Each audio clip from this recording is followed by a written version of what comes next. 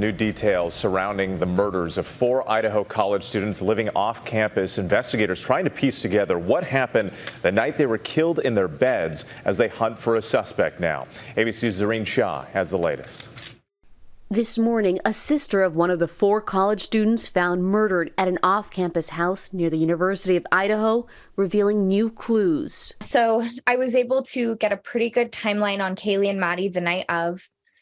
From about 10:15 until shortly before 3 a.m.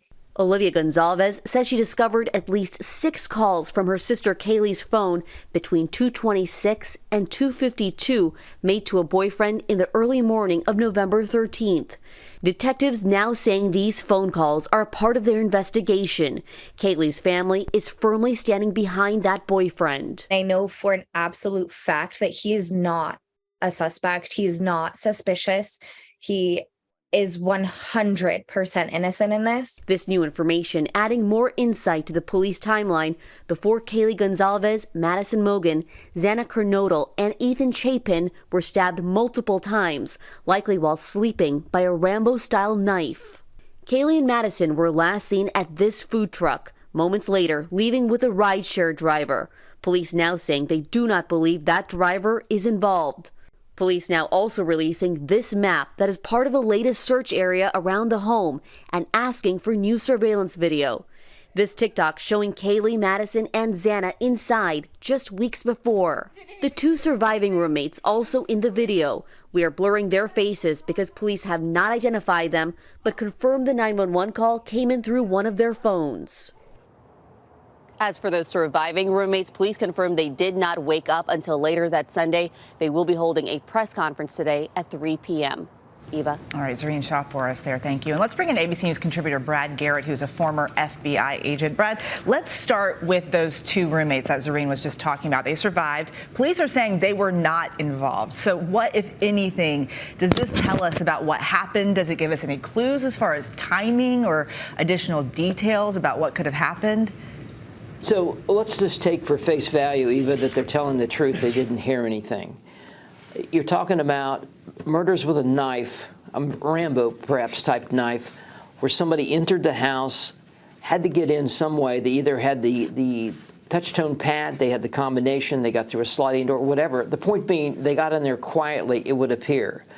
If, in fact, all 4 were killed while they were sleeping or in a bedroom, I suppose it's conceivable because of surprise that you come upon somebody, you harm them, and you move from person to person. Now, some of them, there's been some reporting, for example, of defensive wounds.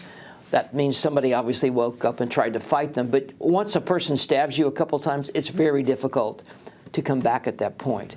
So the real key is going to be the 6 people in the house, obviously the 4 that are dead, and the 2 roommates, of doing a complete tick-tock of where they were for the past 24 hours prior to the shooting. And we are hearing, you mentioned some of the bits of information that are coming from law enforcement. What are investigators doing right now as they try to piece together what happened that night? And does it tell us anything? It may well tell us something. Between CCTV and cell phone usage, in other words, they can pull up all the active cell phones in or around the house between 3, 4 o'clock in the morning and see if there's any connection to one of these 6 or potentially somebody else.